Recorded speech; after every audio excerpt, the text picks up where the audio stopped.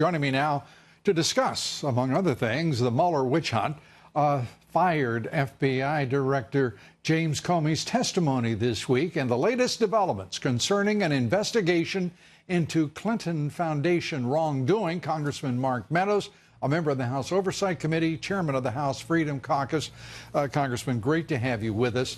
Great to be with you, Lou. Let's turn first to the letter that you have sent questioning the very foundation of the John Huber investigation that we thought was supposed to be progressing at a much better rate than the Mueller witch hunt.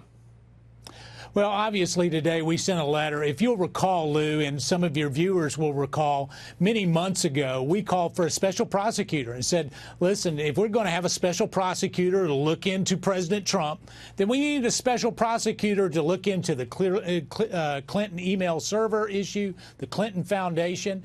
And yet what I found just recently, is we have some whistleblowers that gave information to John Huber over 8 months ago, and the first contact that they received was last Friday, a phone call around 2 o'clock. And I just find the lack of follow-up to be extremely curious at best and very troublesome at worst. And in one instance, one of the whistleblowers, the FBI moving straight ahead against him as if he did not have whistleblower protection. As a matter of fact, as if he weren't an American citizen by some of the accounts. Well, there was reporting of that. That's actually a different whistleblower than the ones we have coming in before our committee here in just right at a week now. We actually had the hearing set up for this week on the Clinton Foundation. Right. A number of allegations, Lou, about improper use of 501c3 tax-exempt status, about misappropriation of funds. They're all allegations, but we need to get to the bottom of it. And literally, the whistleblowers have been doing patriotic duty. I look forward to learning more. We have thousands of documents that we're now reviewing, and hopefully the FBI will be following course on that as well.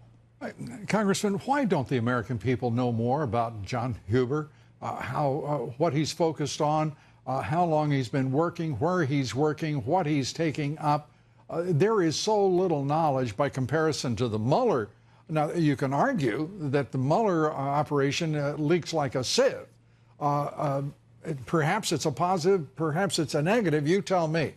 Well, I think you have two different standards. You have one that applies to President Donald Trump, and that means that every single bit of media attention goes to Bob Mueller and what he's doing. And yet I would suggest tonight that there's more evidence of wrongdoing potentially on the Clinton Foundation than what we have with regards to the Russian-Trump collusion, because there is no collusion, and yet we seem to focus on that. And you're right. He's from Utah. He's not a household name. I've never met him, and I've been actively involved in oversight for going on 6 years now.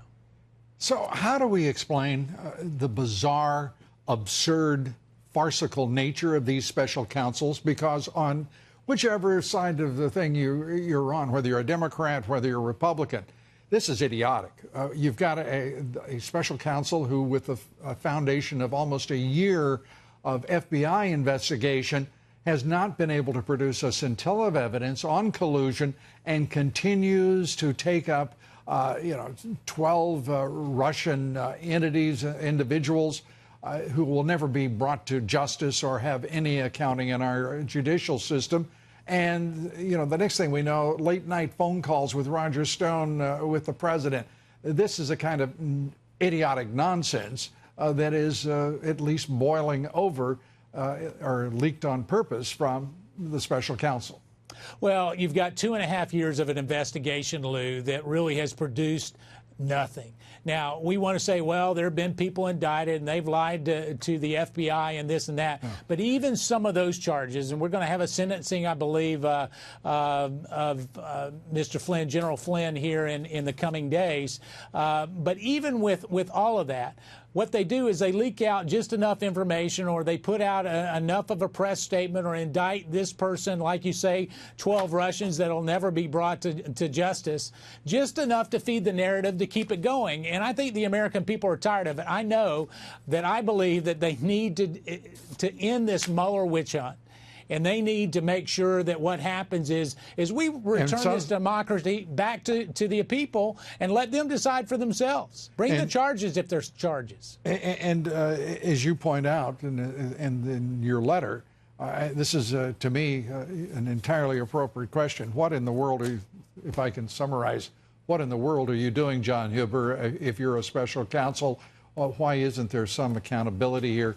I have no idea what in the world kind of government we've got right now, but it doesn't make a lick of sense to me, frankly. There's no accountability, there's no oversight, and there seems to be no authority being exerted over either special counsel by the Attorney General.